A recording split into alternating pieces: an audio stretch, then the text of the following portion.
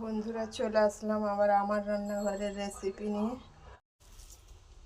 আদা রসুনের পেস্ট দেবো, হলুদের গুঁড়ো দেবো, কার গুঁড়ো দেবো, লবণ দেবো।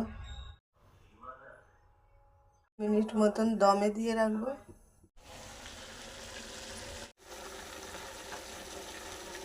বাঁধাকপিটা গলার জন্য ঢাকা দিয়ে রাখবো 10 মিনিট।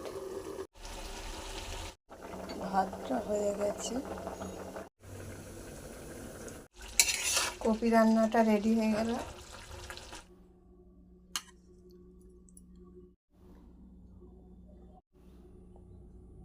বন্ধুরা ভিডিওটা প্রথম থেকে শেষ পর্যন্ত দেখবেন।